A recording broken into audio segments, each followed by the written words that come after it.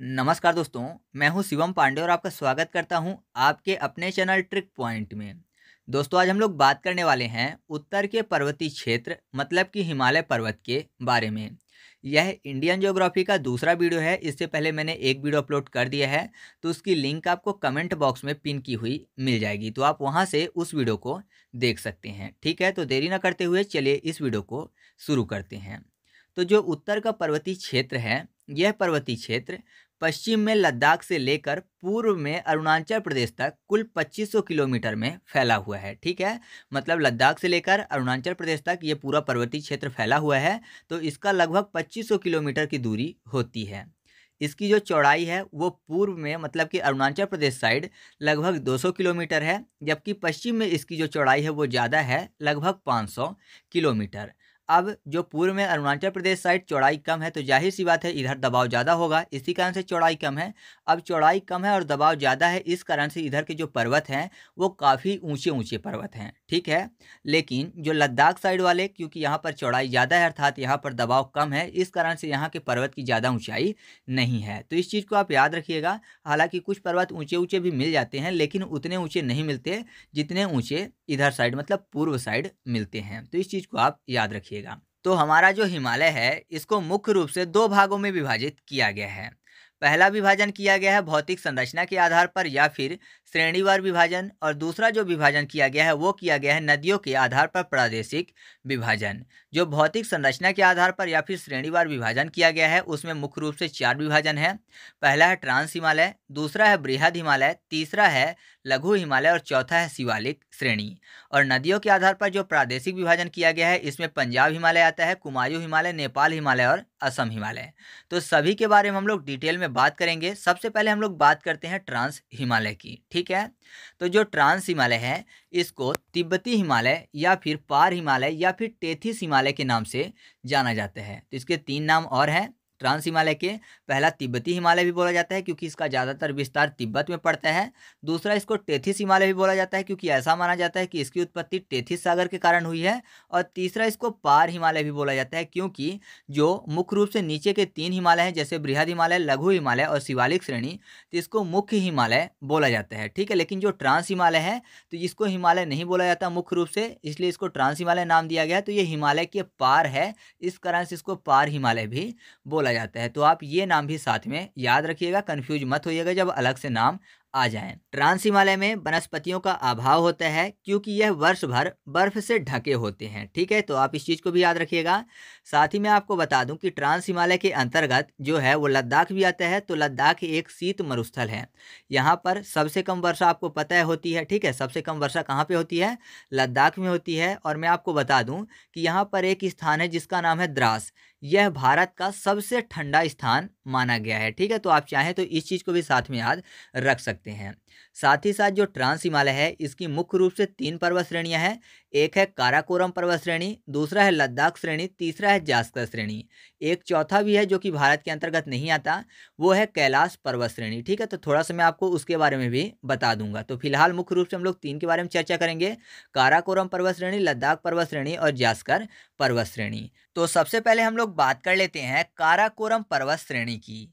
जो काराकोरम पर्वत श्रेणी है ये भारत की सबसे उत्तरतम पर्वत श्रेणी है। मतलब भारत की सबसे उत्तर में स्थित पर्वत श्रेणी कौन सी है?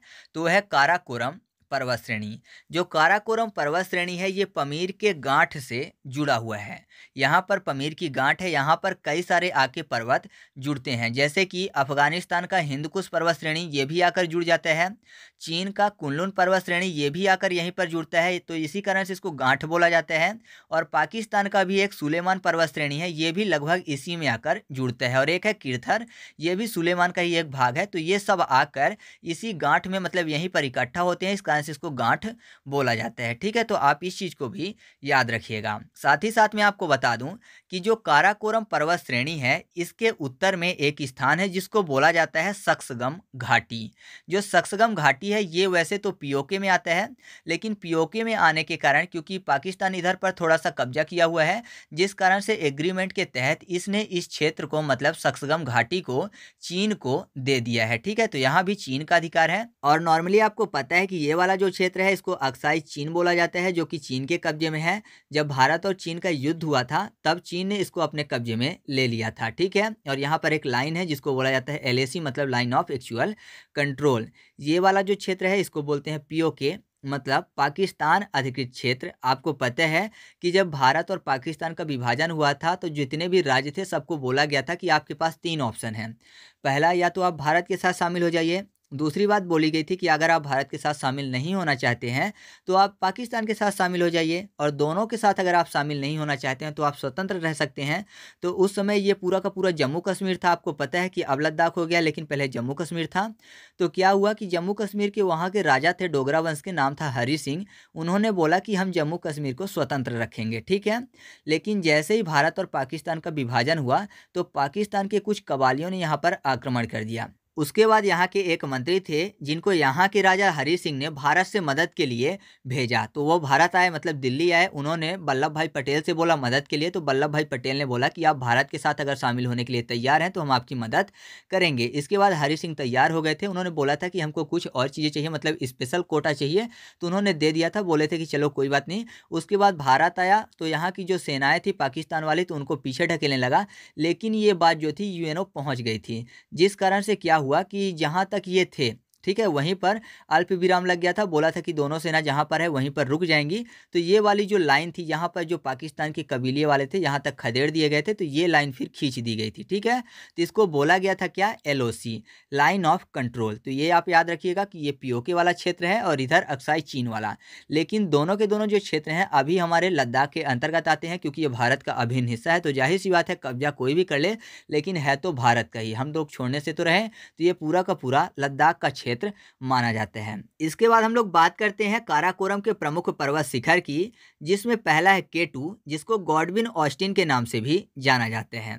मैं आपको बता दूं कि ये भारत की सबसे ऊंची चोटी है और विश्व की दूसरी सबसे ऊंची चोटी है। लेकिन अगर आपसे पूछा जाता है कि भारत में सबसे ऊंची चोटी कौन सी है, तो वो होती है कंचनजंगा, ठीक है। दोनों में शब्द देखिएगा ध्यान से। एक तरफ शब्द लिखा हुआ है भारत की सबसे ऊंची चोटी और दूसरा लिखा हुआ है भारत में सबसे ऊंची चोटी। भारत की मतलब भारत की तो है लेकिन भारत में नहीं है। ये POK में पड़ रहा है तो जाहिर सी बात है भारत में नहीं है, क्योंकि POK पाकिस्तान के अधिकृत में आ रहा है अभी। तो भारत की सबसे ऊंची चोटी तो K2 है, लेकिन भारत में सबसे ऊंची चोटी कौन सी है, वो है कंचनजंगा। क्योंकि कंचनजंगा जो है वो पूरी तरह से भारत के अधिकार में आता है, इस कारण से भारत में सबसे ऊंची चोटी वही है। साथ ही साथ काराकोरम के प्रमुख पर्वत शिखर में हिंडन भी आता है, ब्रॉड पीक भी आता है और ग्रेसर बूम भी आता है। ये सभी के सभी लगभग 8000 मीटर से ही ऊंचे हैं। तो आप इस चीज़ को याद रखिएगा। साथ ही साथ मैं आपको बता दूं कि काराकोरम से एक नदी निकलती है जिसको बोला जाता है श्योक नदी, ठीक है, जो कि सिंधु की सहायक नदी है। इस चीज़ को भी आप याद रखिएगा। और मैं आपको बता दूं जो श्योक नदी है ये काराकोरम और लद्दाख रेंज के बीच से निकलती है। अभी हम लोगों ने काराकोरम के बारे में पढ़ा है, अब लद्दाख के बारे में आगे बात करेंगे। तो ये काराकोरम और लद्दाख के बीच से निकलती है और यहाँ पर प्रमुख हिमनाद भी हैं, मतलब ग्लेशियर भी हैं। उनमें आपको मैं बता दूं एक है बतूरा, एक है हिस्पर, एक है ब्योफो, बल्टोरा और सियाचिन। जो बतूरा और हिस्पर है ये हंजा घाटी पर स्थित है। जो ब्योफो और बाल्टोरा है वो सियार घाटी पर स्थित है। जो सियाचिन है वो नुब्रा घाटी पर स्थित है, ठीक है। मैं आपको बता दूं कि जो सियाचिन है ये सबसे बड़ा, यानी भारत का सबसे बड़ा और सबसे ऊंचा ग्लेशियर है और ये विश्व का सबसे ऊंचा युद्ध स्थल भी माना जाता है। सियाचिन ग्लेशियर जो है वो लगभग 72 किलोमीटर का है, बाल्टोरा 58 किलोमीटर का, वेफो 60 किलोमीटर का और हिस्पर 61 किलोमीटर में फैला हुआ है। तो आप चाहें तो इन चीज़ों को भी साथ में याद रख सकते हैं। साथ ही साथ आप ये भी याद रखिएगा कि जो काराकोरम श्रेणी है इसको पहले कृष्णागिरी के नाम से जाना जाता था, ठीक है, और इसको उच्च एशिया का मेरुदंड भी कहते हैं। जो काराकोरम श्रेणी है इसको उच्च एशिया का मेरुदंड भी कहते हैं, क्योंकि ये जाकर पमीर के गांठ से जुड़ती है। तो इतनी चीज़ें आपको काराकोरम श्रेणी के बारे में याद रखनी है। इसके बाद हम लोग बात करते हैं ट्रांस हिमालय की दूसरी श्रेणी यानी लद्दाख श्रेणी की, और इसके नीचे आएगा जास्कर श्रेणी। तो इसके बारे में हम लोग बात करते हैं सबसे पहले लद्दाख श्रेणी की। तो जो लद्दाख श्रेणी है ये काराकोरम के नीचे मतलब दक्षिण में स्थित है। लद्दाख श्रेणी जो है ये श्योक नदी और सिंधु नदी के मध्य जल विभाजक का कार्य करती है, क्योंकि जो श्योक नदी है वो ऊपर बहती है और जो सिंधु नदी है वो उसके नीचे मतलब कि दक्षिण साइड बहती है। तो आधा पानी मतलब कि उत्तर साइड वाला पानी किसको देती है, श्योक नदी को, और दक्षिण साइड वाला पानी किसको देती है, तो वो देती है सिंधु नदी को। तो जाहिर सी बात है जल विभाजक का कार्य करती है। और जैसे मैंने आपको बताया कि दक्षिण साइड मतलब लद्दाख श्रेणी के दक्षिण साइड नीचे तरफ जो है सिंधु नदी बहती है, तो जाहिर सी बात है उसके नीचे जास्कर श्रेणी है। तो जास्कर श्रेणी और लद्दाख श्रेणी के बीच से कौन सी नदी निकलती है अगर आपसे पूछा जाता है, तो वो होगी सिंधु नदी। जबकि काराकोरम और लद्दाख श्रेणी के बीच से कौन सी नदी निकलती है, तो वो है श्योक नदी। तो ये चीज़ें आपको याद रखनी है, ठीक है। साथ ही साथ मैं आपको बता दूं कि जो लद्दाख श्रेणी है इसके अंतर्गत राकापोसी आता है। जो राकापोसी पर्वत है ये विश्व की सबसे खड़ी ढाल वाली चोटी माना जाता है। तो इसको भी आप याद रखिएगा कि विश्व की सबसे ढाल वाली चोटी कौन सी है, तो है राकापोसी पर्वत, ठीक है। तो ये आपको याद रखना है किसके संबंध में, लद्दाख श्रेणी के संबंध में। इसके बाद हम लोग बात कर लेते हैं ट्रांस हिमालय के तीसरी श्रेणी की, मतलब कि जास्कर श्रेणी की। इसके संबंध में आपको एक चीज़ बहुत ही अच्छे से समझ लेना है कि जो जास्कर श्रेणी है वो महान हिमालय की एक शाखा मानी जाती है, ठीक है। जबकि इसको हम लोग पढ़ते किस में है, तो पढ़ते हैं ट्रांस हिमालय में, ठीक है। पढ़ने के लिए हम लोगों ने ट्रांस हिमालय में शामिल किया है, लेकिन इसको विद्वान ये मानते हैं कि ये महान हिमालय की शाखा है। लेकिन आपको ये याद रखना है कि महान हिमालय से लगभग 80 डिग्री पूर्वी देशांतर के पास ये अलग हो जाती है। तो कुल मिलाकर ये जो जास्कर श्रेणी है इसको सभी अब कहाँ पढ़ते हैं, ट्रांस हिमालय में। जबकि ऐसा माना जाता है कि ये महान हिमालय का एक भाग है। और अगर आपसे पूछा जाता है कि जास्कर की सर्वोच्च शिखर क्या है, तो जास्कर का सर्वोच्च शिखर नुनकुन पर्वत है जो कि लगभग 7135 मीटर का है। लेकिन अगर ऑप्शन में नुनकुन पर्वत नहीं होते हैं तो कुछ विद्वान ये मानते हैं कि जास्कर का सर्वोच्च शिखर नंगा पर्वत है, ठीक है, जो कि लगभग 8126 मीटर है। लेकिन अगर ऑप्शन में नुनकुन नहीं होता तब सही जवाब नंगा पर्वत होगा, लेकिन नुनकुन होगा तो सही जवाब नुनकुन है। तो आप इस चीज़ को याद रखिएगा क्योंकि कुछ ही विद्वान मानते हैं कि नंगा पर्वत जास्कर श्रेणी का एक अभिन्न अंग है। साथ ही मैं आपको बता दूं कि जो जास्कर का आगे का विस्तार है वो गिलगिट बाल्टिस्तान क्षेत्र में दियोसई श्रेणी तक है, ठीक है। तो अगर आपसे पूछा जाता है कि दियोसई श्रेणी जो है वो किसके अंतर्गत आता है, तो वो जास्कर श्रेणी के अंतर्गत आता है। इससे पहले मैंने आपको बताया था एक स्थान का नाम द्रास, जो कि भारत का सबसे ठंडा स्थान है। तो द्रास और जो कारगिल है दोनों के दोनों जास्कर श्रेणी में ही स्थित हैं। और मैं आपको बता दूं कि जास्कर श्रेणी से एक नदी निकलती है जिसका नाम है जास्कर नदी।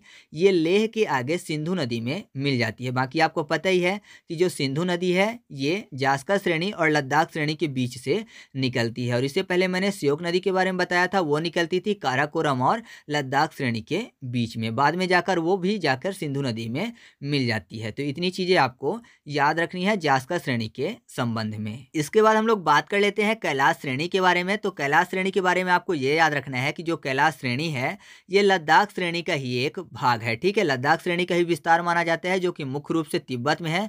और आपको पता ही है कि तिब्बत अभी किसके अधिकार में है, चीन के अधिकार में है, ठीक है। तो ये पूरा का पूरा तिब्बत क्षेत्र में पड़ता है कैलाश श्रेणी। यहाँ पर कैलाश पर्वत भी आपको पता है भगवान शिव से संबंधित, जो कि हिंदू मान्यताओं के अनुसार बहुत ही महत्वपूर्ण धार्मिक स्थल में से एक है। तो याद रखिएगा ये पूरा का पूरा तिब्बत वाले क्षेत्र में पड़ता है। बाकी आपको कुछ भी याद रखने की जरूरत नहीं है, बस आप इतना समझिएगा कि ये लद्दाख श्रेणी का ही विस्तार माना जाता है, ना कि जास्कर श्रेणी का। हालांकि ये झुका हुआ है तो ऐसा लगता है कि जास्कर श्रेणी का विस्तार है, लेकिन ये लद्दाख श्रेणी का विस्तार है। तो इस तरीके से हम लोगों ने ट्रांस हिमालय के बारे में पढ़ा। अब हम लोग बात करेंगे मुख्य हिमालय के 3 भाग, मतलब बृहद हिमालय की, लघु हिमालय की और शिवालिक श्रेणी की, ठीक है। तो अब हम लोग इसके बारे में भी चर्चा कर लेते हैं। तो इसके बाद हम लोग बात कर लेते हैं बृहद हिमालय की। तो जो बृहद हिमालय है इसको आंतरिक हिमालय श्रेणी, हिमाद्री हिमालय, सर्वोच्च या फिर महान हिमालय के नाम से भी जाना जाता है। इसकी जो औसत ऊंचाई है वो है 6100 मीटर, चौड़ाई 25 किलोमीटर और इसकी जो लंबाई है वो 2500 किलोमीटर है। ये पश्चिम में नंगा पर्वत से लेकर पूर्व में नामच्या वर्वा तक फैला हुआ है। अगर दूसरे शब्दों में कहें तो ऐसे भी कह सकते हैं कि ये पश्चिम में सिंधु नदी के गार्ज से लेकर पूर्व में ब्रह्मपुत्र के गार्ज तक फैला हुआ है। मैं आपको बता दूं कि जो सिंधु नदी का गार्ज है जो कि पड़ता है नंगा पर्वत के पास, तो ये भारत का सबसे गहरा गार्ज है, ठीक है। ये पड़ता है लद्दाख के बुंजी स्थान पर। तो आप याद रखिएगा कि ये भारत का सबसे गहरा गार्ज है। और मैंने आपको बता ही दिया कि पूर्व में ब्रह्मपुत्र नदी का गार्ज है जहाँ तक ये फैला हुआ है। तो इतनी चीजें आपको इसके संबंध में याद रखनी है। साथ ही मैं आपको बता दूं कि बृहद हिमालय के अंतर्गत बहुत ही ज्यादा महत्वपूर्ण पर्वत आते हैं। तो बात करते हैं नामचा वरवा से, जो कि अरुणाचल प्रदेश और तिब्बत में पड़ते हैं। आपको पता है कि तिब्बत में चीन का कब्जा है, तो तिब्बत लिखा हुआ नहीं मिलेगा, तो चीन लिखा हुआ मिल जाएगा। जब वहां से थोड़ा सा आगे बढ़ेंगे तो आएगा कंचनजंगा पर्वत, जो कि सिक्किम और नेपाल में स्थित है। आपको पता है कि कंचनजंगा जो है वो भारत में सबसे ऊंची चोटी है, ठीक है। और भारत की सबसे ऊंची चोटी कौन सी है? तो केटू है, मैंने आपको बताया पीओके में है, जिस कारण से वो भारत की तो है लेकिन भारत में नहीं है, क्योंकि पूरी तरह से भारत का अधिकार नहीं है। तो आप इस चीज़ को याद रखिएगा। जब वहाँ से थोड़ा सा आगे बढ़ेंगे तो नेपाल के कुछ महत्वपूर्ण पर्वत हैं। तो मैकालू पर्वत आपको मिल जाएगा नेपाल में। उसके बाद माउंट एवरेस्ट मिल जाएगा। जो माउंट एवरेस्ट है, इसको भारत में तो माउंट एवरेस्ट बोलते हैं, लेकिन नेपाल में सागर माथा बोलते हैं, और तिब्बत में इसको चोमोलुंगमा बोलते हैं, मतलब पर्वतों की रानी होता है इसका मतलब, ठीक है। तो याद रखिएगा, नेपाल में सागर माथा बोलते हैं माउंट एवरेस्ट को, और तिब्बत में चोमोलुंगमा के नाम से जाना जाता है। इसके जब आगे बढ़ेंगे तो छुयू पर्वत है, इसके बाद गौरी शंकर पर्वत, फिर मंसालू पर्वत आपको मिल जाएगा, अन्नपूर्णा पर्वत और धौलागिरी पर्वत मिल जाएगा। ये सब के सब पर्वत महत्वपूर्ण है और ये नेपाल के अंतर्गत आते हैं। इसके बाद उत्तराखंड में इसका विस्तार है, तो नंदा देवी पर्वत आपको मिल जाएगा। उसके बाद कामेट पर्वत और बंदर पुंछ पर्वत। साथ ही साथ मैं आपको बता दूं कि बंदर पुंछ और कामेट के बीच ही गंगोत्री, यमुनोत्री, केदारनाथ और बद्रीनाथ स्थित हैं। तो ये चीज़ें आपको याद रखनी है। और लास्ट में जाकर नंगा पर्वत आपको मिल जाएगा। यहीं पर मैंने आपको बताया था कि सिंधु नदी का गार्ज स्थित है, जो कि भारत का सबसे गहरा गार्ज है। तो इतनी चीज़ें आपको बृहद हिमालय के संबंध में याद रखनी है। इसके बाद हम लोग बात कर लेते हैं लघु हिमालय की। जो लघु हिमालय है, इसको मध्य हिमालय के नाम से भी जाना जाता है। यह श्रेणी महान हिमालय के दक्षिण तथा शिवालिक हिमालय के उत्तर में स्थित है।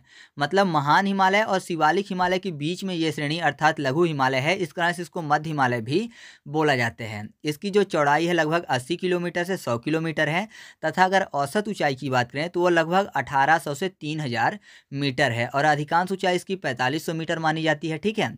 और मैं आपको बता दूं कि पीर पंजाल श्रेणी इसी का पश्चिमी विस्तार है, मतलब जम्मू कश्मीर में जो विस्तार है इसकी श्रेणी का, इसको बोलते हैं पीर पंजाल श्रेणी। हिमाचल प्रदेश में जो इसकी श्रेणी का विस्तार है उसको बोलते हैं धौलाधर श्रेणी। उत्तराखंड में इसकी श्रेणी के दो नाम हैं, एक है नागा टिब्बा और दूसरा है मसूरी श्रेणी। और नेपाल में इसकी श्रेणी को बोलते हैं महाभारत श्रेणी। तो याद रखिएगा, मध्य हिमालय की जो श्रेणी नेपाल में है इसको क्या बोलते हैं? महाभारत श्रेणी बोलते हैं। तो इतनी चीज़ें आपको इसके संबंध में याद रखनी है। साथ ही मैं आपको बता दूं कि इस श्रेणी में दो महत्वपूर्ण दर्रे हैं। एक है पीर पंजाल दर्रा, जो कि 3494 मीटर ऊंचाई पर है, और एक है बनिहाल दर्रा, जो कि 2832 मीटर ऊंचा है, ठीक है। ये दो महत्वपूर्ण दर्रे लघु हिमालय के अंतर्गत आते हैं। साथ ही जो बनिहाल दर्रा है, यहाँ से जम्मू कश्मीर के लिए मार्ग जाता है, और लघु हिमालय जो है ये स्वास्थ्यवर्धक पर्यटन के लिए प्रसिद्ध है। इसके अंतर्गत आपका चक्रौता आता है, मसूरी हो गया, नैनीताल हो गया, कुल्लू मनाली आपने नाम सुना होगा, रानीखेत, अल्मोड़ा, दार्जिलिंग, डलहौजी नगर, ये सब के सब इसी में आते हैं, ठीक है। इनकी ऊंचाई लगभग 1500 से 2000 मीटर के बीच में है। तो ये सब लघु हिमालय के अंतर्गत ही आते हैं। आपको इन चीज़ों को याद रखना है। साथ ही मैं आपको बता दूं कि इस श्रेणी के ढालों पर मिलने वाले जो छोटे छोटे घास के मैदान होते हैं ना, तो उनको जम्मू कश्मीर में मर्ग बोला जाते हैं।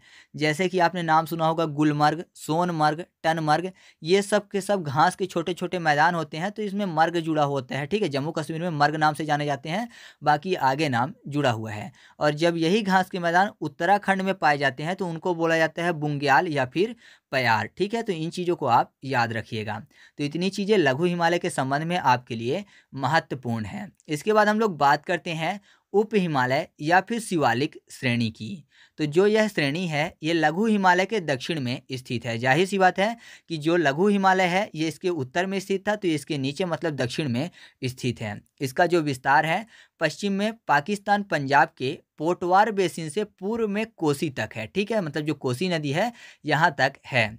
इसकी चौड़ाई और ऊंचाई की अगर बात करें तो औसत ऊंचाई जो है वो 600 से 1500 मीटर के बीच में है, जबकि चौड़ाई 10 से 50 किलोमीटर तक है। साथ ही मैं आपको बता दूं कि शिवालिक को लघु हिमालय से अलग करने वाली घाटियों को पश्चिम में दून जैसे देहरादून व पूरब में द्वार जैसे हरिद्वार कहते हैं। यह हिमालय पर्वत का सबसे नवीन भाग भी है। मतलब कि जो शिवालिक श्रेणी है यह हिमालय पर्वत का सबसे नया भाग है। शिवालिक श्रेणी जो है इसको जम्मू कश्मीर में जम्मू पहाड़ियों के नाम से तथा अरुणाचल प्रदेश में जो यहाँ पर जनजातियाँ हैं उनके नाम से आपने नाम सुना होगा, डफलामिरी, अबोर मिसमी पहाड़ियाँ, इनके नाम से शिवालिक श्रेणी को ही जाना जाता है। आपको पता है कि एक ऊंचाई के बाद पर्वत कहलाते हैं और अगर उस ऊंचाई तक नहीं पहुँचे तो उसके नीचे वाले पहाड़ियाँ कहलाती हैं। तो ठीक है, ऊंचाई कम होने के कारण इसको क्या बोलते हैं, यहाँ पर पहाड़ियाँ बोलते हैं। ठीक है, और मैं आपको बता दूं कि शिवालिक श्रेणी जो है इसको गोरखपुर के समीप ढूढ़ना श्रेणी और पूर्व में चूरिया मूरिया श्रेणी के नाम से भी जाना जाता है। तो इतनी चीज़ें आपको शिवालिक श्रेणी के संबंध में याद रखनी है। तो इस तरीके से हम लोगों ने बृहद हिमालय, लघु हिमालय और शिवालिक श्रेणी के संबंध में जितनी भी चीज़ें महत्वपूर्ण थी उनको देखा। अब मैं आपको एक और महत्वपूर्ण चीज़ बताना चाहता हूं, जैसे कि ट्रांस हिमालय और बृहद हिमालय को कौन अलग करता है, बृहद हिमालय और लघु हिमालय किससे अलग होते हैं, या फिर लघु हिमालय और शिवालिक श्रेणी किससे अलग होते हैं। तो इस चीज़ को भी मैं आपको बता देता हूँ क्योंकि एग्जाम में कई बार ये चीज़ें भी पूछी जाती हैं। ठीक है, तो यहाँ पर देखिए सबसे पहले हम लोग बात करते हैं ऊपर वाले की, मतलब ट्रांस हिमालय और महान हिमालय की। तो ट्रांस हिमालय को महान हिमालय से अलग करता है ITSZ, मतलब इंडो सांगपो सचर जोन। ठीक है, इसका पूरा नाम क्या है, इंडो सांगपो सचर जोन, जो कि ट्रांस हिमालय को महान हिमालय से अलग करते हैं। फिर अगर बात करें कि महान हिमालय को बृहद हिमालय जो इसको बोलते हैं उससे लघु हिमालय को कौन अलग करते हैं, तो महान हिमालय और लघु हिमालय जिसको मध्य हिमालय के नाम से भी जाना जाता है, इसको अलग करता है दोनों को MCT, मतलब मेन सेंट्रल थ्रस्ट। ठीक है, ये मेन सेंट्रल थ्रस्ट जो है महान हिमालय और मध्य हिमालय को अलग करता है एक दूसरे से। इसके बाद जो मध्य हिमालय है इसको शिवालिक श्रेणी से कौन अलग करता है, तो वो है MBF, मतलब मेन बाउंड्री फॉल्ट। ये अलग करता है मध्य हिमालय को शिवालिक श्रेणी से। और जो शिवालिक श्रेणी है इसको नीचे वाले जो भारत में आपको पता है कि मैदान पाए जाते हैं, तो मैदान और शिवालिक श्रेणी को एक दूसरे से अलग कौन करता है, तो वो करता है HFF, मतलब हिमालयन फ्रंटल फॉल्ट। तो आप इनको भी याद रखिएगा क्योंकि एग्जाम में ये चीज़ें कई बार पूछी गई हैं। तो इस तरीके से हम लोगों ने हिमालय को श्रेणीवार या फिर भौतिक संरचना के आधार पर पढ़ा। अब हम लोग थोड़ा सा बात कर लेते हैं हिमालय को नदियों के आधार पर प्रादेशिक विभाजन का। ठीक है, तो हिमालय का नदियों के आधार पर जो प्रादेशिक विभाजन किया गया था वो किया गया था सर सिडनी बुराई द्वारा। इन्होंने 4 प्रकार से इसका विभाजन किया था। पहला था पंजाब हिमालय या फिर कश्मीर हिमालय, जो कि लगभग 500 किलोमीटर लंबा है। ठीक है, ये सिंध नदी से लेकर सतलज नदी के मध्य तक स्थित है। इसके संबंध में आपको एक चीज़ ये याद रखनी है कि यहाँ पर जफरान की खेती की जाती है। जो जफरान है ना, इसी के फूल से केसर मिलते हैं। तो आप याद रखिएगा कि ये मुख्य रूप से पंजाब हिमालय यानी कश्मीर हिमालय के अंतर्गत ही इसकी खेती की जाती है। इसके बाद हम लोग बात कर लेते हैं कुमायूं हिमालय की, जिसको गढ़वाल हिमालय भी बोलते हैं। ये 320 किलोमीटर लंबा है और सतलज नदी से लेकर काली नदी के मध्य तक स्थित है। अब जो गढ़वाल शब्द है वो उत्तराखंड से संबंधित है। जाहिर सी बात है कि इसका जो मुख्यतः विस्तार है कहाँ है, उत्तराखंड में है। तो नंदा देवी हो गया, केदारनाथ हो गया, बद्रीनाथ हो गया, आदि महत्वपूर्ण चोटियाँ इसी के अंतर्गत आती हैं। तो इतनी चीज़ें आप इसके संबंध में याद रखिएगा। इसके बाद है नेपाल हिमालय, जो कि लगभग 800 किलोमीटर लंबा है और काली नदी से लेकर तस्ता नदी के मध्य तक स्थित है। ठीक है, तो इसके बारे में आपको ये भी याद रखना है कि यहाँ पर माउंट एवरेस्ट, कंचनजंगा आदि महत्वपूर्ण चोटियाँ हैं। ठीक है, अभी मैं आपको बताऊंगा कि सभी की सबसे ऊंची चोटी कौन सी है। तो फिलहाल हम लोग लास्ट वाले को देखते हैं, जो है असम हिमालय, जो कि लगभग 720 किलोमीटर लंबा है और ये तीस्ता से दिहांग नदी के मध्य तक स्थित है। कई बार दिहांग की जगह ब्रह्मपुत्र भी लिखा हुआ मिल जाता है, तो याद रखिएगा कि ब्रह्मपुत्र को दिहांग भी बोलते हैं, या फिर ऐसा कहिए कि जो दिहांग है वो ब्रह्मपुत्र की सहायक नदी है, इस कारण से आपको ऐसा लिखा हुआ मिल जाता है। अब जो पंजाब हिमालय है इसकी जो सबसे ऊंची चोटी है वो है K2। आपको पता है ऊपर ट्रांस हिमालय साइड K2 है, तो जाहिर सी बात है वही वाला क्षेत्र है पंजाब और कश्मीर हिमालय। तो सबसे ऊंची चोटी कौन सी हो गई, K2 हो गई। इसके बाद कुमायूं या फिर गढ़वाल हिमालय की बात करें तो इसकी सबसे जो ऊंची चोटी है वो है नंदा देवी। ठीक है, उत्तराखंड में स्थित है, तो नंदा देवी इसकी सबसे ऊंची चोटी है। इसके बाद नेपाल हिमालय, तो नेपाल में आपको पता है माउंट एवरेस्ट है, तो सबसे ऊंची चोटी नेपाल हिमालय कौन सी हो गई, माउंट एवरेस्ट हो गई। और अगर असम हिमालय की बात करें तो असम हिमालय की सबसे ऊंची चोटी है नामचा वरवा। ठीक है, तो आप ऐसे याद रख सकते हैं। इसके बाद अगर बात करें कि हिमालय का विस्तार भारत के किन राज्यों में है, तो जम्मू कश्मीर, लद्दाख, हिमाचल प्रदेश, उत्तराखंड, सिक्किम, अरुणाचल प्रदेश, असम, मेघालय, मणिपुर और नागालैंड राज्य में हिमालय का विस्तार है। ठीक है, तो ये चीज़ भी आपको साथ में याद रखना है। तो इस तरीके से जो उत्तर भारत के पर्वतीय भाग थे उनके बारे में हम लोगों ने बात की। अब हम लोग मध्य और दक्षिण भारत के और साथ ही साथ जो बची कुची पहाड़ियां हैं थोड़ा बहुत उनको भी देख लेते हैं। ठीक है, तो हम लोग बात करते हैं अरावली पर्वत श्रृंखला की। इसका जो विस्तार है गुजरात, राजस्थान और हरियाणा में पाया जाता है। यह लगभग 800 किलोमीटर तक फैली हुई है।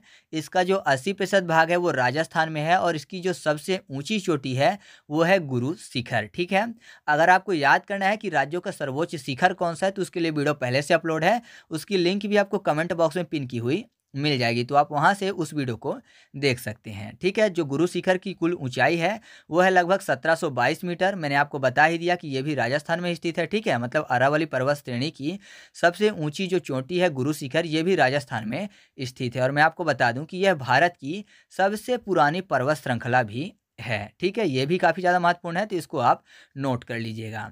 इसके बाद हम लोग बात कर लेते हैं सतपुड़ा पर्वत श्रृंखला की। इसका जो विस्तार है मुख्य रूप से मध्य प्रदेश में है। इसकी जो सर्वोच्च चोटी है वो है धूपगढ़, लगभग 1350 मीटर ऊंची है। ठीक है, तो याद रखिएगा कि सतपुड़ा की सबसे ऊंची चोटी कौन सी है, धूपगढ़। और मैं आपको बता दूं कि नर्मदा और ताप्ती नदी के बीच यह पर्वत श्रृंखला ही स्थित है। ठीक है, मतलब एक तरफ से नर्मदा नदी निकलती है और दूसरी तरफ से ताप्ती नदी निकलती है। तो अगर आपसे कोई पूछता है कि जो नर्मदा और ताप्ती नदी है इनके बीच जल विभाजक का काम कौन करता है, तो सतपुड़ा पर्वत श्रृंखला करती है। ठीक है, तो याद रखिएगा। इसके बाद हम लोग बात कर लेते हैं मैकाल पर्वत श्रृंखला की। इसका भी संपूर्ण विस्तार मध्य प्रदेश में है, जबकि इसकी सबसे ऊंची चोटी जो है वो है अमरकंटक, ऊंचाई है 1036 मीटर। तो इसके संबंध में आपको इतनी ही चीज़ें याद रखनी है। इसके बाद हम लोग बात कर लेते हैं गिर पहाड़ियों की। तो जो गिर पहाड़ी है ये गुजरात में स्थित है और आपको पता होगा कि ये एशियाई शेरों के लिए काफ़ी ज़्यादा प्रसिद्ध है और इसी क्षेत्र में गिरि राष्ट्रीय उद्यान भी स्थित है। तो याद रखिएगा मुख्य रूप से कि ये एशियाई शेरों के लिए प्रसिद्ध है और गुजरात में स्थित है। ठीक है, इसके बाद बात करते हैं अजंता पर्वत श्रेणी की। तो आपको पता है कि अजंता की गुफाएं कहाँ स्थित हैं, तो आप बोलेंगे अजंता की गुफाएं और एलोरा की गुफाएं महाराष्ट्र में स्थित हैं। तो जाहिर सी बात है अजंता पर्वत श्रेणी भी महाराष्ट्र में फैली हुई है। ठीक है, इस पर्वत श्रेणी में स्थित जो गुफाएं हैं मैंने आपको बताया वो गुप्तकालीन चित्रकला के लिए प्रसिद्ध हैं। ठीक है, साथ ही साथ यहाँ पर सतमाला पहाड़ी भी है और हरिश्चंद्र पहाड़ी भी महाराष्ट्र में स्थित है। तो अगर आपसे पूछा जाता है कि सतमाला पहाड़ी और हरिश्चंद्र पहाड़ी कहाँ पर स्थित है, तो महाराष्ट्र में स्थित है। इसके बाद मैं आपको बता दूं कि जो पश्चिमी घाट में जो पहाड़ियां हैं उनको सह्याद्री पर्वत श्रृंखला बोलते हैं और पूर्वी घाट में जो पहाड़ियां हैं उनको महेंद्रगिरी पर्वत श्रृंखला बोलते हैं। ठीक है, तो अगर आपसे कोई पूछता है कि महेंद्रगिरी पर्वत श्रृंखला कहाँ पर स्थित है, तो पूर्वी घाट वाली जो पहाड़ियां किनारे किनारे इनको महेंद्रगिरी पर्वत श्रृंखला बोलते हैं और पश्चिमी घाट वाली को सह्याद्री पर्वत श्रृंखला बोला जाता है। साथ ही आपको मैं बता दूं कि पूर्वी घाट और पश्चिमी घाट दोनों पहाड़ियां जहां पर आकर मिलती हैं वहां पर नीलगिरी पर्वत श्रेणी स्थित है। ठीक है, नीलगिरी पर्वत श्रेणी की जो सबसे ऊंची चोटी है वो है डोडा बेट्टा, 2637 मीटर ऊंची है। और मैं आपको बता दूं कि जो डोडा बेट्टा है वो दक्षिण भारत की दूसरी सबसे ऊंची चोटी है, जबकि दक्षिण भारत की सबसे ऊंची चोटी अन्नामलाई पर्वत श्रेणी की सर्वोच्च चोटी अनाईमुदी, जिसको अनामुदी भी बोलते हैं, यह है। ठीक है, मतलब दक्षिण भारत की सबसे ऊंची चोटी कौन सी है, अनाईमुदी या फिर अनामुदी, जबकि दक्षिण भारत की दूसरी सबसे ऊंची चोटी कौन सी है, तो वह है डोडा बेट्टा जो कि नीलगिरी पर्वत श्रेणी में स्थित है। तो आपको ये चीज़ याद रखनी है। साथ ही आप याद रखिएगा कि इलायची की जो पहाड़ियां हैं मुख्यतः केरल में है, जो कि इलायची के लिए काफ़ी ज़्यादा प्रसिद्ध हैं और ये भारत की सबसे अंतिम पहाड़ियां भी हैं। इसके बाद हम लोग बात कर लेते हैं अंडमान निकोबार द्वीप समूह की सबसे ऊंची चोटी की। तो अंडमान निकोबार की सबसे ऊंची चोटी है सैंडल पीक, 737 मीटर। और लक्षद्वीप समूह की सबसे ऊंची चोटी है नार्चो, 752 मीटर। कई बार एग्जाम में पूछा गया, तो याद रखिएगा लक्षद्वीप समूह की सबसे ऊंची चोटी नार्चो और अंडमान निकोबार द्वीप समूह की सबसे ऊंची चोटी सैंडल पीक। ठीक है, और आपको मैं बता दूं कि जो मिजोरम है वो मिजो पहाड़ी स्थित है यहाँ पर। अरुणाचल प्रदेश की पहाड़ियाँ आपको पता ही है, जनजातियों के नाम पर रखा गया है, डफलामिरी, अबोर मिसमी पहाड़ियाँ, ये अरुणाचल प्रदेश में स्थित हैं। और बात करते हैं पटकाई पर्वत श्रृंखला की। जो पटकाई पर्वत श्रृंखला है ये पूर्व भारत और म्यांमार की अंतर्राष्ट्रीय सीमा बनाती है। ठीक है, यह पर्वत श्रृंखला जो है असम, नागालैंड, मणिपुर, मेघालय, मिजोरम में फैली हुई है। इसके 3 भाग हैं, पटकाई बूम, गारो खासी जयंती श्रृंखला जो कि आपको पता है मेघालय में स्थित है, और लुसाई पहाड़ियाँ। ठीक है, तो ये इसी के अंतर्गत आती हैं, मतलब पटकाई पर्वत श्रृंखला के अंतर्गत ही आती हैं। और अगर आपसे पूछा जाता है कि नागा पहाड़ियाँ किन 2 देशों की सीमा बनाती है, तो बता दीजिएगा कि भारत और म्यांमार की सीमा बनाती हैं। ठीक है, तो इतनी चीज़ें आपको जानना आवश्यक है। और एक चीज़ मैं आपको और बता दूं कि अराकान योमा जो पर्वत है वो कहाँ पर स्थित है, तो वो स्थित है म्यांमार में। ठीक है, ये भी एग्जाम में कई बार पूछा गया है। तो इस तरीके से अपना ये पर्वत और पहाड़ियों वाला वीडियो कंप्लीट हुआ। आपको वीडियो कैसा लगा कमेंट करके बताइएगा। और मैं आपको बता दूं कि अगर आप इसका फुल एमसीक्यू टेस्ट सॉल्व करना चाहते हैं तो आप टेलीग्राम में जाकर सर्च करिएगा ट्रिक पॉइंट क्विज। आपको ग्रुप मिल जाएगा, ज्वाइन कर लीजिएगा। वहाँ पर मैं इसका फुल क्विज सॉल्व करवाऊंगा और साथ ही साथ रिवीजन भी होता चलेगा। और अगर आपको इसकी पीडीएफ चाहिए तो पीडीएफ फाइल के लिए आप टेलीग्राम में जाकर सर्च करिएगा ट्रिक पॉइंट। चैनल का नाम ऊपर ही आ जाएगा, उसको ज्वाइन कर लीजिएगा। वहाँ से आपको इसकी पीडीएफ भी मिल जाएगी और साथ ही साथ जितनी भी वीडियो चैनल पर अपलोड है सबकी फ्री पीडीएफ आपको मिल जाएगी। ठीक है, तो अगर वीडियो अच्छा लगा हो तो वीडियो को लाइक कर दीजिए और वीडियो को अपने दोस्तों के साथ भी शेयर करिएगा जिससे उनकी भी मदद हो सके। और चैनल पर पहली बार आए हैं तो चैनल को सब्सक्राइब करके बेल आइकन जरूर दबा लीजिए जिससे कि आपको ऐसी ही वीडियो के नोटिफिकेशन मिल सकें। तो चलिए मिलते हैं अगले वीडियो में, तब तक के लिए जय हिंद।